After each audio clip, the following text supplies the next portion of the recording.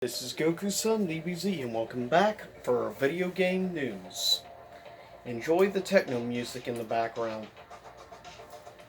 First up, a couple of stories, headlines in news, then get over some Days of Play PSN deals going, and then a little bit more news. First up, there right now, this is unfortunately for strictly PC gamers, not for us console gamers. 7 free SNK games available to claim on PC Twitch Prime. So yeah, you have to be an Amazon Prime member, just so you know. Now overall, for the period of the year they announced, total you'll be able to claim up to 20 free SNK classic games. So if you're a big SNK fan, Camp Fighters fan, and all those classics of Neo Geo, take advantage of this and get it.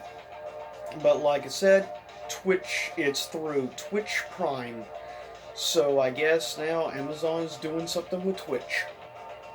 But just a heads up for PC gamers. Next is the announcement from Sega. Not sure how I feel about this. The Sega Game Gear Micro. And there's going to be 4 of them. It's going to be very small. Basically a classic version.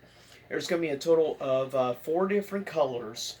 There is black, a blue, a red, and a yellow color models. Each of those color models will have 4 specific games programmed into them, which is kind of odd that the fact they're going to end up playing different games on each color. So that is definitely a little different to say from what we normally see with these classic consoles, or in this case, classic handheld. And it's going to be $50 per micro Game Gear. So if you want all 4 of them, you're going to be showing out $200. In my opinion, that is flat out just stupid and ridiculous, in my opinion anyways. But take that for what you will. Next up, Days of Play sale going on right now. First up, Resident Evil 3 Remake is on sale for $39.59. Next, we have Star Wars Jedi Fallen Order is on sale for $29.99, so half off. Persona 4 Royal is on sale for $44.99.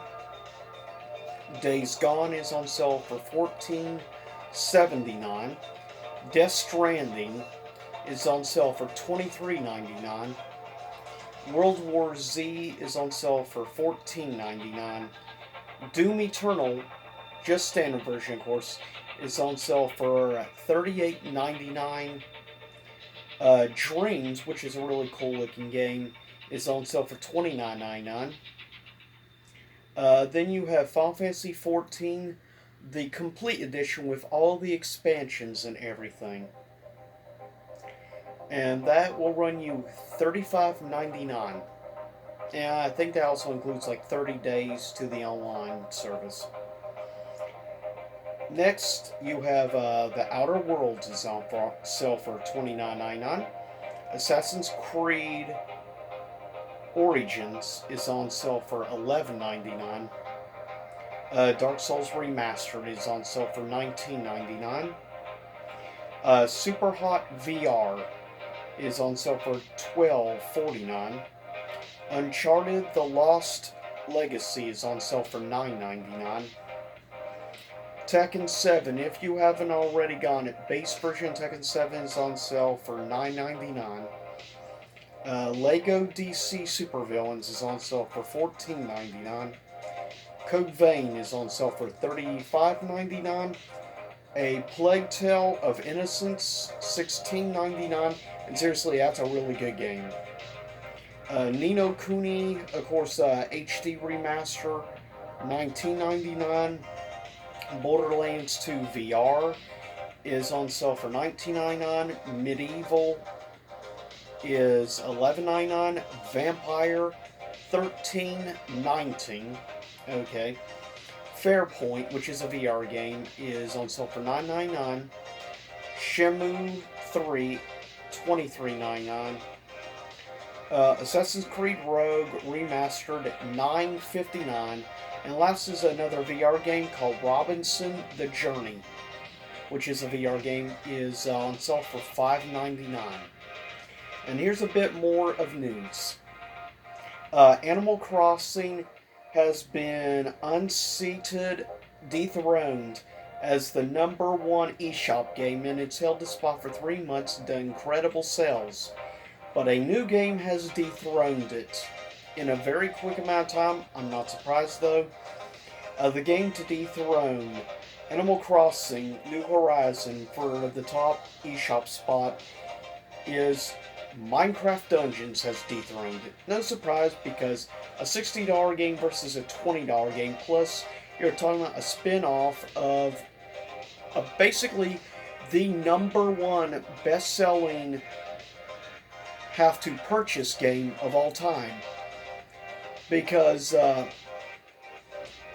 what is it I'm thinking of, that crap game, that's basically free-to-play. Who cares, it doesn't matter anyways. But, yeah. So I'm not surprised that it did that well.